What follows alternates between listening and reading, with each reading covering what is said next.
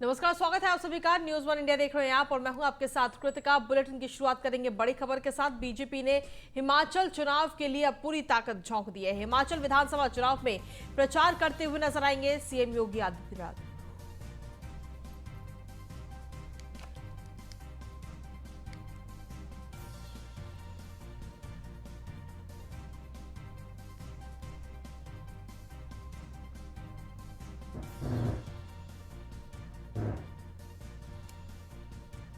तो आपको बता दें कि हिमाचल में रैली को संबोधित करेंगे मुख्यमंत्री योगी आदित्यनाथ। 12 नवंबर को हिमाचल प्रदेश में मतदान होना है और उससे पहले रैलियों को संबोधित करते हुए मुख्यमंत्री योगी आदित्यनाथ नजर आएंगे। 8 और 10 नवंबर को शिमला में रैली कर सकते हैं मुख्यमंत्री योगी आदित्यनाथ।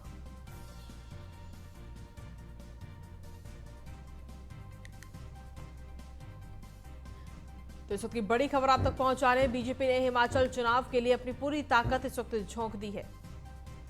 हिमाचल विधानसभा चुनाव में प्रचार करते हुए मुख्यमंत्री योगी आदित्यनाथ नजर आएंगे। इस वक्त की बड़ी खबर आप तक पहुंचा रहे हैं।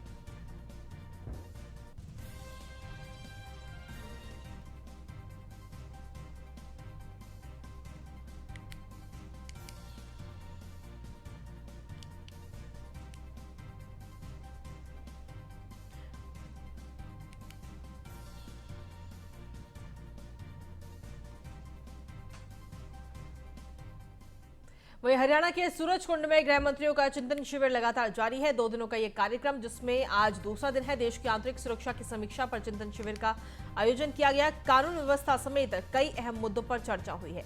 वीडियो कॉन्फ्रेंसिंग के जरिए पीएम मोदी ने भी चिंतन शिविर को संबोधित किया है। साथ ही केंद्रीय गृह मंत्री अमित शाह ने भी चिंतन शिविर को संबोधित किया है।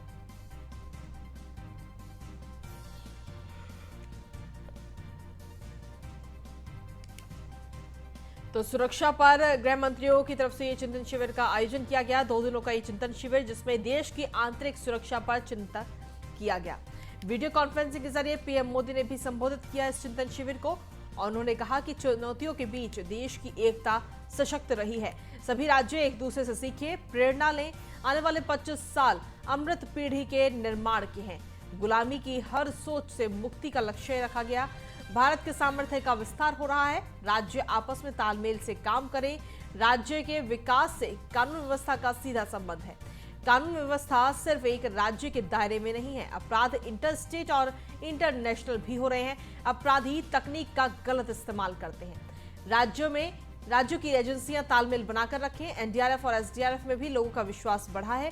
राज्य में विकास का वातावरण बेहद जरूरी है। देश की बेहतरी के लिए मिलकर काम करें। तो ये तमाम बातें आज इस कार्यक्रम के जरिए प्रधानमंत्री नरेंद्र मोदी ने कही।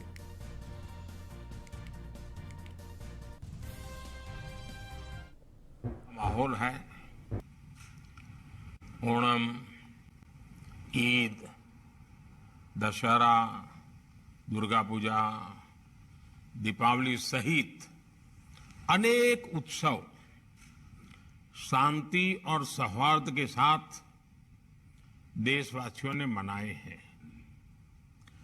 अभी छठ पूजा समेत कई अन्य त्योहार भी हैं। विभिन्न चुनौतियों के बीच इन त्योहारों में देश की एकता का सशक्त होना आपकी तैयारियों का भी प्रतिबिंब है। संविधान में भले कानून और व्यवस्था राज्यों का दायित्व है, लेकिन ये देश की एकता अखंडता के साथ भी उतने ही जुड़े। सूरजकुंड में हो रहा गृह मंत्रियों का ये चिंतन शिविर कोऑपरेटिव फेडरलिज्म का भी एक उत्तम उदाहरण है। हर एक राज्य एक दूसरे से सीखें, एक दूसरे से प्रेरणा लें। देश की बेहतरी के लिए मिलजुल करके काम करें। ये संविधान की भी भावना है और देशवासियों के प्रति हमारा दायित्व भी है। साथियों, आजादी का अमृत काल हमारे सामने है। आने वाले 25 साल देश में एक अमृत पीढ़ी के निर्माण के हैं। ये अमृत पीढ़ी पंच प्राणों के संकल्पों को धारण करके निर्मित होगी। भारत का निर्माण गुलामी की हर सोच से मुक्ति, विरासत पर गर्व, एकता और एकजुटता और सबसे प्रमुख बात नागरिक कर्तव्य, इन पंच प्राणों का महत्व आप सभी भली भांति जानते हैं, समझते हैं। ये एक विराट संकल्प है जिसको सिर्फ और सिर्फ सबका प्रयास से ही सिद्ध किया जा सकता है। जब ये सुशासन के मूल में होंगे तो भारत के सामर्थ्य का विराट विस्तार होगा। जब देश का सामर्थ्य बढ़ेगा तो देश के हर नागरिक, हर परिवार का सामर्थ्य बढ़ेगा। यही तो सुशासन है। तो आज चिंतन शिविर का यह आयोजन किया गया, जहां पे वर्चुअली तौर पर प्रधानमंत्री नरेंद्र मोदी ने भी इस चिंतन शिविर को संबोधित किया है। इसके बाद में आपको बता दें कि हरियाणा के इस सूरजकुंड में गृह मंत्रियों का ये चिंतन शिविर जो कि चल रहा है, 2 दिनों का ये चिंतन शिविर, और आज इस चिंतन शिविर का दूसरा दिन है, जिसमें केंद्रीय गृह मंत्री अमित शाह ने भी इस शिविर को संबोधित किया है। कानून व्यवस्था समेत कई मुद्दों पर इस चिंतन शिविर में चर्चा की गई। आपको बता दें कि इस चिंतन शिविर में सभी राज्यों के गृह मंत्री मौजूद हैं और साथ ही उत्तर प्रदेश के मुख्यमंत्री योगी आदित्यनाथ भी इस चिंतन शिविर में मौजूद हैं।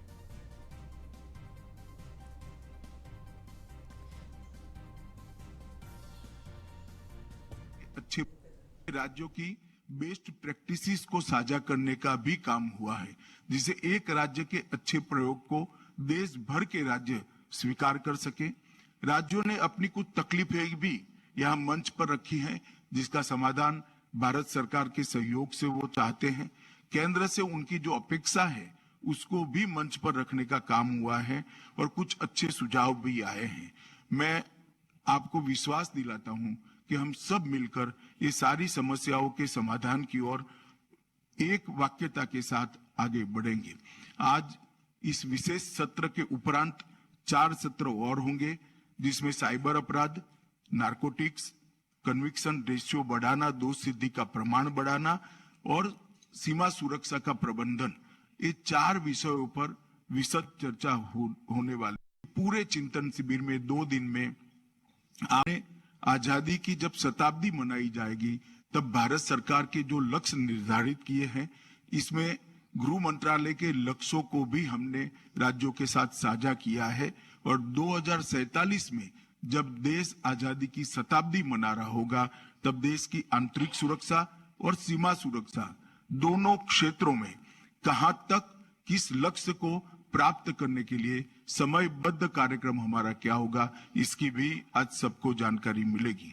पूरे चिंतन शिविर में क्या ये किस चीज की आवाज आ रही है?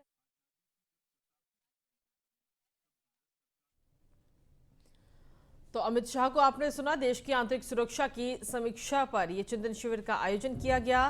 2 दिनों का यह चिंतन शिविर वीडियो कॉन्फ्रेंसिंग के जरिए पीएम मोदी ने भी इस चिंतन शिविर को संबोधित किया है और साथ ही केंद्रीय गृह मंत्री अमित शाह ने भी इस चिंतन शिविर को संबोधित किया। हरियाणा के सूरजकुंड में गृह मंत्रियों का यह चिंतन शिविर इस वक्त चल रहा है। 2 दिनों का यह चिंतन शिविर और आज इस शिविर का दूसरा और अंतिम दिन है।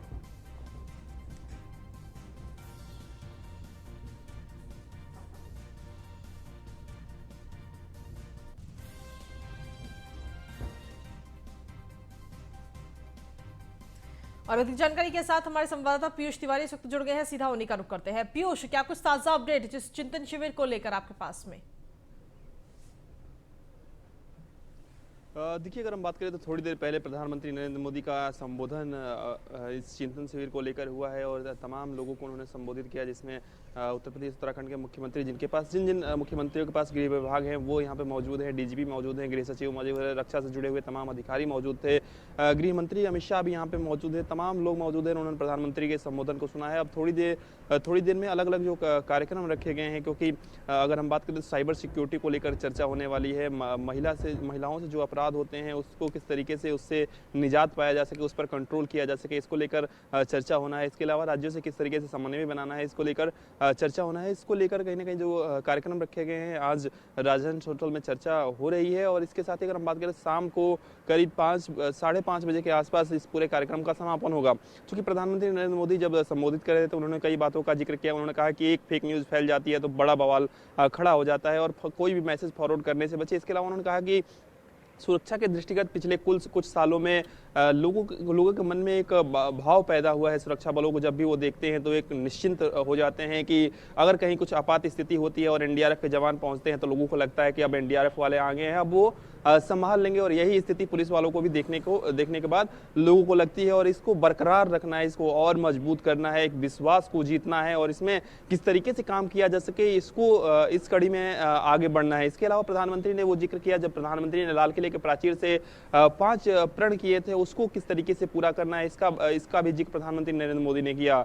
चूंकि तमाम राज्यों के डीजीपी मौजूद हैं तो किस तरीके से किन किन राज्यों में अपराधों की क्या अभी संख्या है, कि किस तरीके से क्राइम कंट्रोल किया जा रहा है। चूंकि आज अगर हम बात करें तो जिन राज्यों की सीमाएं दूसरे देशों से सटी हुई हैं उन राज्यों को लेकर खासा फोकस रहेगा। इसके अलावा महिला सशक्तिकरण और महिलाओं को किस तरीके से सुरक्षित रखना है, इसको लेकर आज चर्चा हो रही है। इसके अलावा थानों को किस तरीके से डिजिटल बनाया जाए, इसको लेकर प्रधानमंत्री ने भी जिक्र किया। तो निश्चित रूप से 2 दिनों का चिंतन शिविर चल रहा है। कल भी अगर हम बात करें तो कल भी कई बातों को लेकर चर्चा हुई, जिसमें होम गार्ड्स की बात करें, आग से सुरक्षा को लेकर बात करें, शत्रु संपत्ति को लेकर कल चर्चा हुई थी। इसके अलावा एक सांस्कृतिक कार्यक्रम भी कल रखा गया था।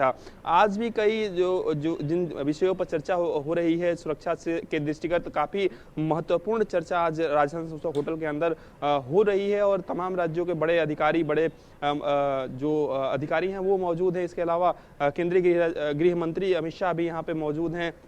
कल आपने देखा किस तरीके से तमाम लोग वहां पे मौजूद है और कल चर्चा हुई। और आज भी गृह मंत्री अमित शाह का भी संबोधन हुआ। उन्होंने कई बारीकियां बताई किस तरीके से राज्यों को एक दूसरे से सीख लेनी होगी, प्रेरणा लेनी होगी, समन्वय बनाना होगा, तभी कहीं ना कहीं बेहतर सुरक्षा व्यवस्था, अगर आंतरिक सुरक्षा व्यवस्था मजबूत होती है तो निश्चित तौर पे अंतर्राष्ट्रीय तौर पे भी भारत और भी मजबूत होगा। और इसी कड़ी में कहीं ना कहीं प्रधानमंत्री नरेंद्र मोदी ने विजन 2047 का इस पूरे चिंतन शिविर का लक्ष्य रखा गया है कि किस तरीके से 2047 तक भारत को और भी सशक्त करना है। चूंकि सबसे बड़ी चिंता का विषय है उन इलाकों में जहाँ पे जो ड्रग्स तस्कर हैं वो टेक्नोलॉजी का प्रयोग करते हैं, ड्रोन्स का प्रयोग करते हैं, हथियारों का प्रयोग करते हैं। और इस पर किस तरीके से अंकुश लगाया जा सके, लगाम लगाया जा सके, बॉर्डर सिक्योरिटी फोर्सेस को कौन सी टेक्नोलॉजी दी जाए, इसको लेकर आज चर्चा हो रही है। इसके अलावा अन्य विषयों को लेकर भी चर्चा हो रही है, किस तरीके से थानों को और पारदर्शी बनाया जाए ताकि जो भी पीड़ित थाने में जाता है उसको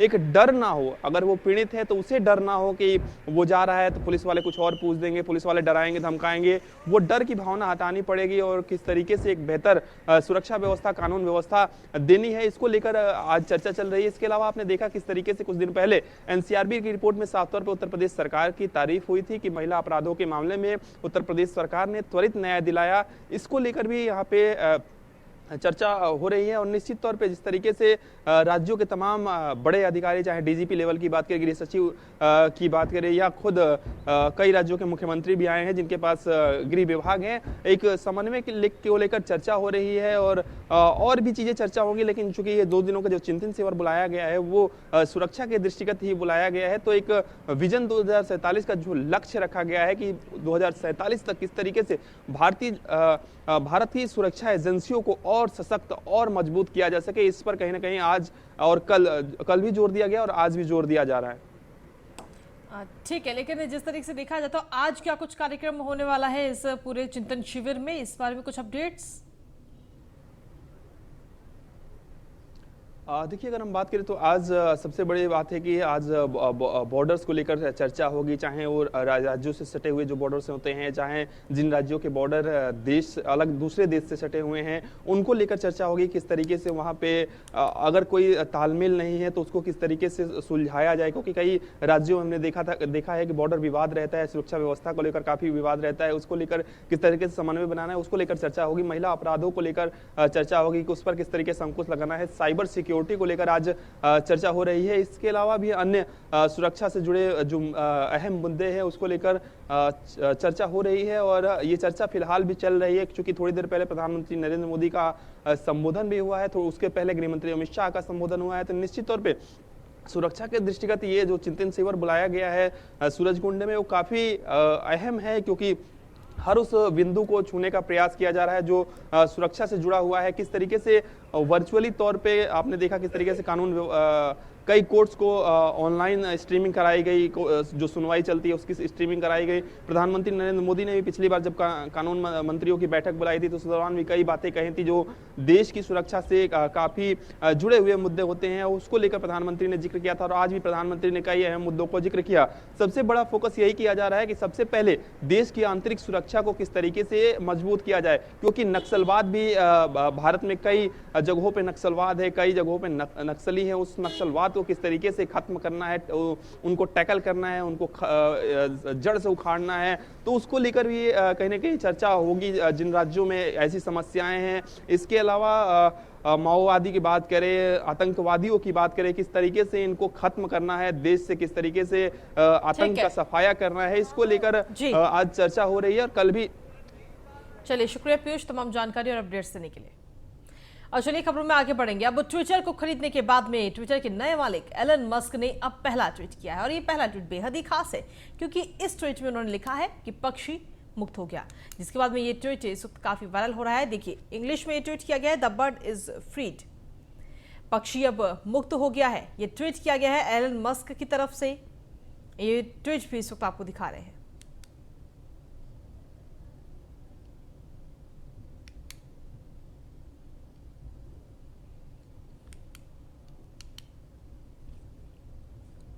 झारखंड में पहले वेटरनरी विश्वविद्यालय की स्थापना राज्य सरकार जल्द ही करने जा रही है और इस संबंध में जानकारी देते हुए राज्य के कृषि एवं पशुपालन मंत्री बादल पत्रलेख ने बताया कि इस वित्तीय वर्ष में ही इस योजना धरातल पर योजना जो है वो उतर जाएगी। उन्होंने बताया कि वेटरनरी विश्वविद्यालय की स्थापना के लिए कृषि एवं पशुपालन विभाग ने सारी आवश्यक तैयारियां लगभग पूरी कर ली हैं।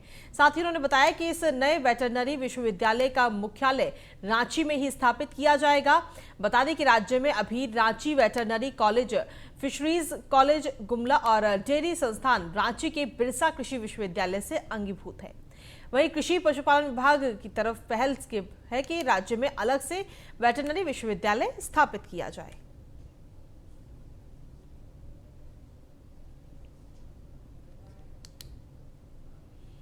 बिहार के रोहतास जिले के सासाराम मुफस्सिल थाना क्षेत्र के कंचनपुर गांव पैसे की लेन देन को लेकर आपसी विवाद में 2 लोगों की हत्या हो गई।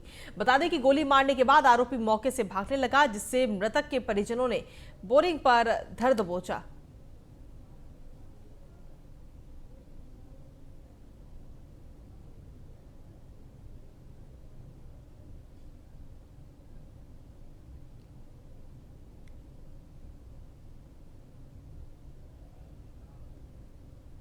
वहीं झारखंड में तमाड़ प्रखंड अंतर्गत बखाजी में 11,000 वोल्ट तार की चपेट में आने से एक जंगली हाथी की मौत हो गई है।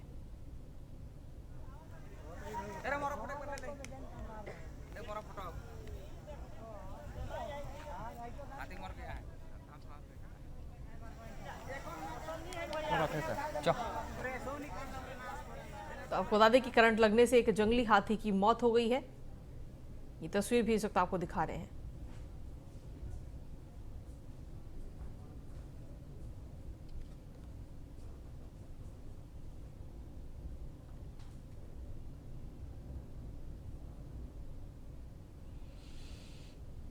मुंबई के वर्धा जिले में नए पुलिस अधीक्षक नुरुल हसन की नियुक्ति होते ही पुलिस अब एक्शन मोड में नजर आ रही है। नुरुल हसन ने 21 अक्टूबर को अपना पदभार संभाला, जिसके बाद उन्होंने प्रेस कॉन्फ्रेंस की, जिसमें उन्होंने अवैध व्यवसाय करने वालों पर तुरंत कार्रवाई करने की बात कही। वहीं अवैध धंधे करने वालों की जानकारी और कार्रवाई का भी आदेश दिया है।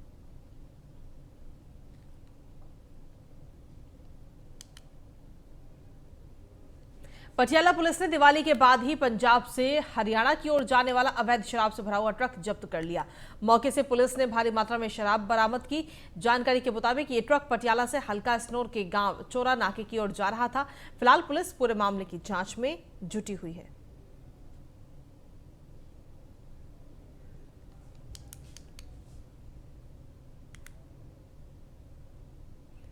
रोहतास के करघर मोहनिया सहित विभिन्न छठ घाटों का विधायक संतोष कुमार मिश्र ने उद्घाटन किया। आपको बता दें कि पिछले 6 महीने से इस पुराने रिवा पथ पर जल जमाव के कारण आवागमन पूरी तरह से प्रभावित हो गया था। इसको लेकर स्थानीय लोगों ने कई बार इसका विरोध प्रदर्शन भी किया, जिसको लेकर करघर विधानसभा के विधायक संतोष कुमार मिश्रा ने बताया कि इस सड़क को बनाने के लिए स्वीकृति प्राप्त करा दी गई है।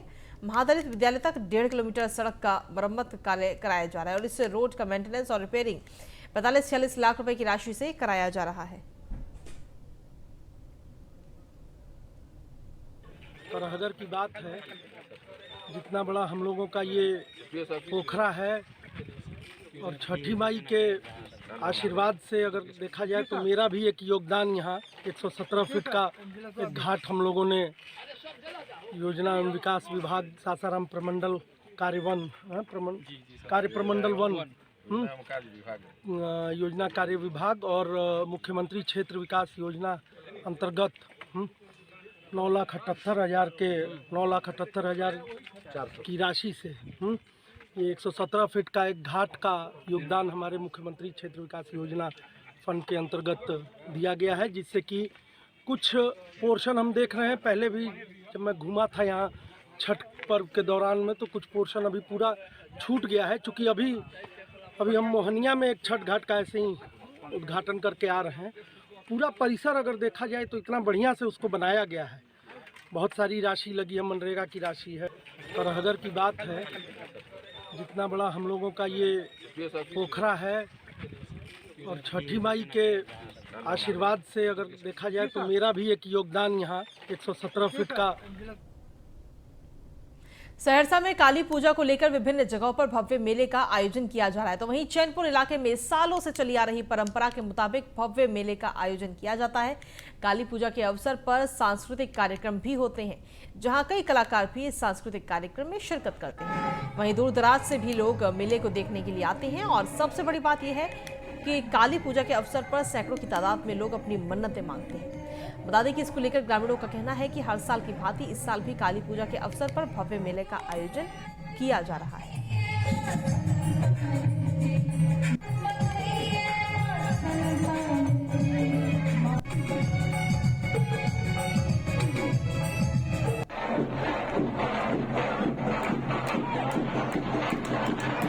संपूर्ण गांव के लोगों की निगरानी है। कहने के लिए गांव में 2 जगह पूजा तमाशा हो रहा है, लेकिन आपसी भाईचारा सामंजस्य के साथ एक ही जगह हो रहा है।